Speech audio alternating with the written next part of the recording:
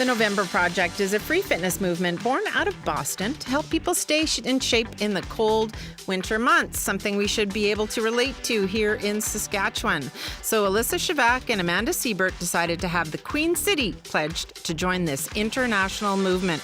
Regina is now one of nearly 50 cities around the world taking part. All you have to do to take part is just show up. And Alyssa and Amanda join me now in studio. Good morning. Good morning. Tell me more about November Project. Yeah, so I was living in Edmonton, had been a part of November Project there, and when I moved home to Regina, knew we wanted to pledge it. So we started as Queen City Fit. There was 4 of us.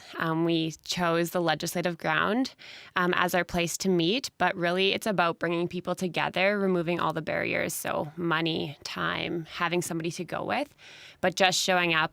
It's a 30-minute workout. What got you interested, Alyssa? The same thing, like Amanda reached out to Cortland and I at Lululemon, and she's like, hey guys, I have this big, huge idea. I want you guys to see if you're interested or not. And she pretty much just spilled everything to us, and we were like, absolutely, let's do it. Yeah, what appealed to you about the pitch? Just the community piece and bringing everyone together was something that I personally wanted to give back to Regina, just knowing my background of being in sports and athletics throughout high school, university. I just wanted to be able to give back to the community, and I think this was the best thing to do. Mm-hmm. So I'd never heard of this. So you're in Edmonton when you first take part in it? Yeah, so I was in Edmonton. They have what is November Project Canada there. It's, I think, 4 years now that they've been doing it. They do it 3 times a week, so Monday, Wednesday, and Friday, 6 a.m. So when I moved here back home, because I'm originally from Regina, when I moved back home in November, a friend had told me, hey, Amanda, you should start it up there. I was only supposed to be back here for a short term, but in February, I signed my contract at Lululemon to stay. And I think it was February 15th was our first workout, so it was pretty cold. There was 4 of us in front of the ledge, and it was dark. Is it called the November Project because that's when people start dropping off in terms of cold weather, or what's the name? Where does it come from? It's called November Project because the co-founders of it, Brogan and Boyan, were athletes in Boston, and in Boston in November they believe it starts to get cold, and it was kind of more of a joke to go work outside. And what they found was after they were working out, they invited or opened it up, and people started joining them, and it just stuck, and the number started growing, and it started in November, but now it's all year round. Now it's all year round. And so how did you start it here? What kind of an effort did that require? I think it was just, I asked Alyssa and Court if they wanted to join us, and we got another girl from work to come out, and the 4 of us showed up. One morning we videotaped it on a GoPro, really low quality, dark out, cold, and posted it on our Facebook pages, and people were just like, what are you guys doing in front of the ledge at 6 a.m.? And from there, it's just been word of mouth. I mean, we both work for Lululemon, so it's been easier there to talk about it and share with our guests. Right.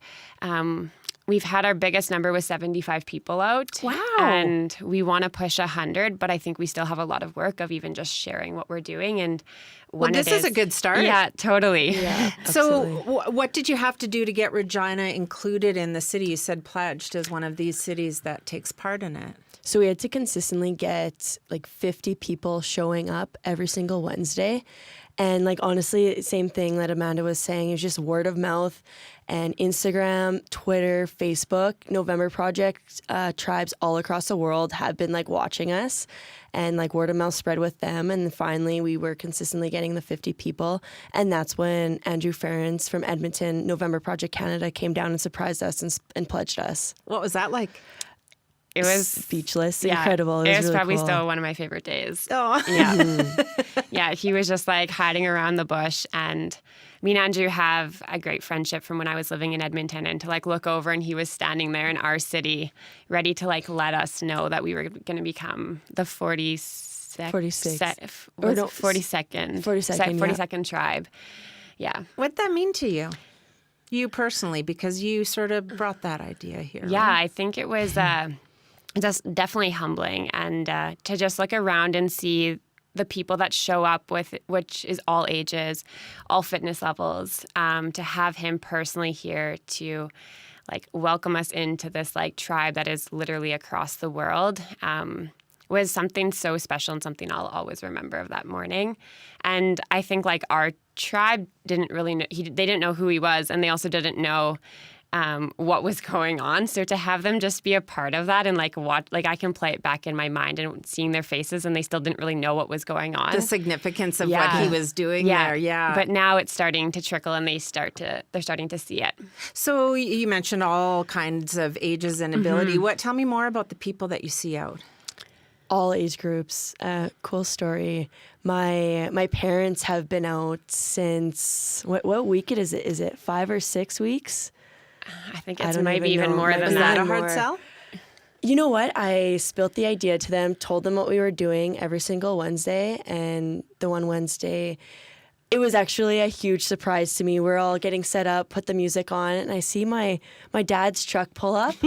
And then all of a sudden I see my mom's car pull up, and then my sister's car pull up. So it was like a huge surprise, and it's really incredible just because all my childhood, going through high school, going through university, my parents have been there from day one and supporting me.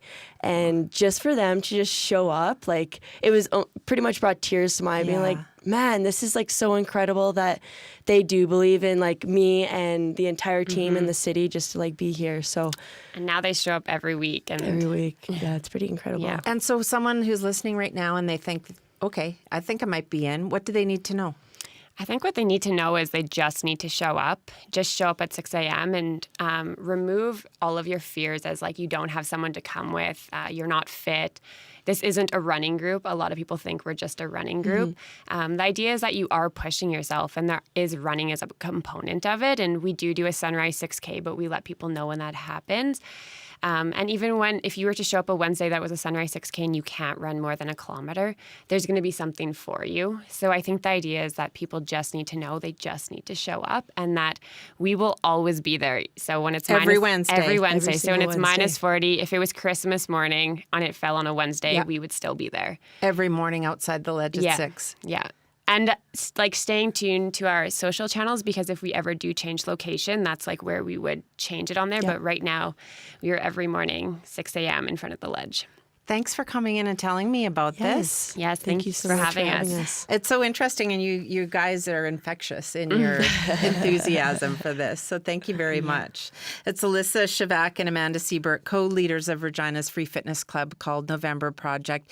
They meet every Wednesday, as you heard, at 6 a.m. So get outside there. Meet them outside the ledge.